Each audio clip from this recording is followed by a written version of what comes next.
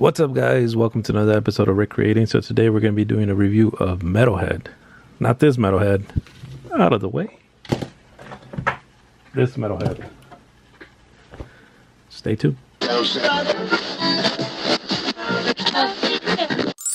Hey guys, so today we're going to be doing a review of this Ironshell. If you guys don't know who Ironshell is, he's basically Gamera. If you don't know who Gamera is, he's basically a monster from the Godzilla movies. And if you don't know who Godzilla is, I don't know what rock you've been living under, but it's time to move. But yeah, this is basically a metal version of Gamera. Just like Godzilla had a metal version of him, which is a metal Godzilla, Gamera has his own metal version, and this is his metal version. All right, anyways, I'm just gonna go right ahead and review the figure, and then I'll talk about it afterwards, because I know there's a lot of videos where people just yap the whole time and then they don't even get to the review. So let's just get to the review. It has pretty good articulation for what it is. His mouth does open and close. There is a little a hole in there, so you could put one of the blasters. The blaster looks like this, and these aren't glued together, but you have to glue them together like that, and then just shove them basically into those holes, and it looks like there's a little blast effect there, so something like that. And then he does look up that much.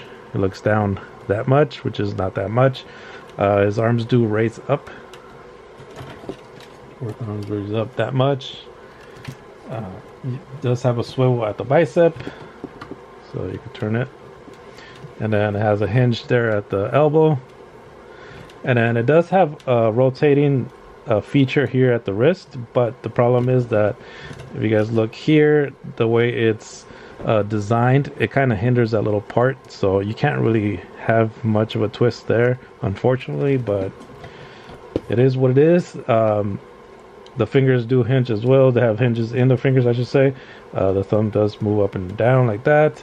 These fingers have two different hinges, one here and then one here, which you could move that forward and then move that little piece forward, and then these three fingers are stuck together, so you can move those together.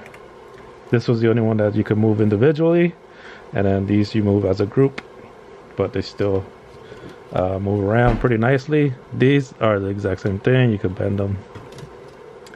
Exact same thing. So the thighs, you do have a ball peg here, so you could do the splits pretty well. Splits there, as you could see, and then you could kick out that much. So a pretty good amount. And then it has you could bend the knees. Both knees bend down like that. And then it has a ball joint here at the feet, so you could move it side to side for a balance, and then of course back and forth. And then this little part moves up and down, so it could move along with the foot. As far as the tail, let's give you the articulation for the tail. It has really good articulation here on the tail, because each little point has a ballpoint peg in it. So you can move the tail up, down, left, right, or you could rotate it all the way down if you want, however way you want to pose it. One thing is that you must have the tail on here in order for him to balance, because the turtle shell is super heavy. So if you take the tail off, sometimes the reason you would take the tail off, or the only reason I could see why you would take the tail off, is so you could put it against the wall, because if you see, it takes up a lot of space behind him. So if you want to put him, if you have a limited amount of shelf space, let's say your shelf was probably like this thick, you would want to take the tail off and then just lean him all the way back. But you have to make sure that he's leaning to the back, because if that tail comes off, he's just gonna tumble over. So you don't want to remove the tail. Another cool features about this is that you could turn it into a what they call a flying turtle. So it has let me show you these parts. So these parts, you remove this little nut that it has here, which is super difficult. That's one problem. That's one issue that I have with this build. is that to remove the parts that you're supposed to remove if you want to turn them into or transform them into different or the flying turtle, the flying turtle, as opposed to keeping them here as a regular turtle, which is really not really a regular turtle, obviously, but you know, regular stands as opposed to a flying stands. You have to remove these parts, which these parts are super hard to twist. Like, this is the only little gap you have in order to remove it, and it's super tight. Most of the joints here were super tight. They were like ridiculously tight that I had, either you have to have a really good printer or know how to print these like perfectly to where some of the they're most of them are ballpoint pegs, so they all fit. Like, if you guys see here, I know this camera's gonna focus, but there's a ballpoint peg in there, and that has to fit in a socket, and it's like super tight. It's it's not even a centimeter, a millimeter radius around it that has a gap in it. So you have to basically heat it up or use a good mallet, which I did on some of the parts. Some of the parts I had to hit it with a mallet to make it fit perfectly in there. I'm sure there's other settings on the printer that you could look up that lets you modify the sockets and all that stuff. If you guys are, you know, computer nerds and all that stuff, or printer nerds, I'm sure you guys could figure that out, but I didn't bother with it. I didn't bother with it because I had to print this and I have other work that I have to do, so I had to get this done as soon as possible. Keep in mind that this guy, like, it's $22 on the app, and I'll show you guys that right now. The thing is that it's literally about 200 pieces that you have to put together. The good part about it is that they designed this so well that every piece of printed material lays flat on your bed, so you don't need any supports or any bridges in order to build it. There's probably like 5-6 pieces that you do need supports on there, but for the most part, say there's 200 pieces. For those 200 pieces, most of them were you just print them out without any supports. They literally designed it for it to be perfect, like it make it easy as possible for the customer to print these things out, which is amazing. Trust me, I designed figures on my iPad, and when I print them out, I had to put so many bridges and stuff like that in order to print all my stuff, and they designed this thing pretty dang good. So the $22 to buy the file itself, I think it's worth it. So let me show you the features, and then I'll talk about where you could purchase this and all that stuff. So there's pretty good features on here. Some of the features are you could pull this up like that, and then this opens up, and then you could put another blast effect there. It should be something like that. So you put a blast effect there, and then you also could open here, and then it has 2 little slots there, so you could put more blast effects. Then it opens here, so it has 2 little slots there, so you could put a blast effects, and then it has 2 other slots here where you could put other blast effects, and then you could see that little slot. If my camera focuses, you could see a little slot there where you could put another blast effect.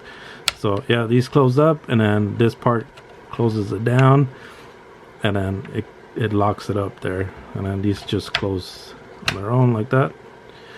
And then let me show you the back. All right, as far as the back features, it's pretty cool. I like it. If you look at it from the side, you see these are nice and flat. You could open all of them up, so you lift that up, lift that up, lift that up, lift that up. This looks pretty cool. It looks like it has spikes in the back. Get the camera.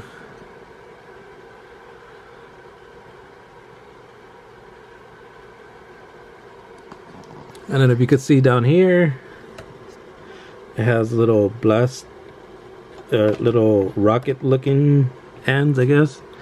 Right here, you could see that. You also could put another blast effect in there, so it looks like it's blasting away. So there's 2, 4, 6, 8 of them in there that you could put in there. Also, a nice little feature is that you could open these little wings up like that. Actually, you have to put these down first and then open these up, and then these pockets should come out. There we go. Pop open like this, and then a little gunner comes out here. And you can pull it out like that, and then you can fit a little blast effect on there too if you like. And then you just fold it back in, push it back in, and then you can close these up. You have to pull this open, but it's hard to do with one hand, so I'll show you guys later, or you could basically see what I mean. So yeah, other than that, that's the features that it has, which is pretty dang cool. I've never printed anything like this before. It's like super complex but really cool at the same time. So they have these things that you could turn them into like the flying turtle, and then it has the little effects on here that you could put onto here. That's the wrong one.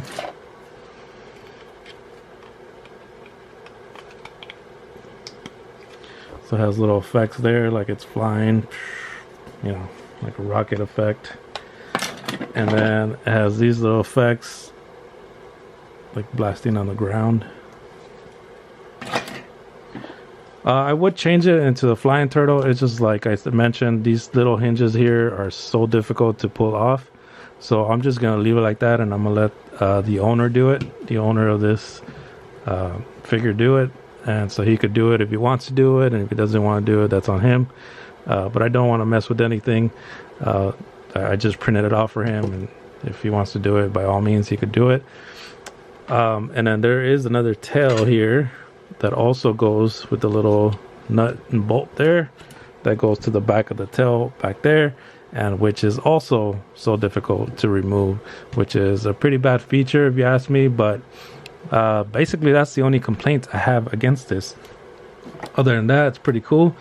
As far as the color scheme, we went obviously with the Metalhead here, with the old school Metalhead figure. Let me show you the comparison. So as you could see, I added the little, I can move his little hand this way. I added the little thing on his knee there. Let's take a look. And also these little green spots here, I added them there and there. And you see the side of the leg.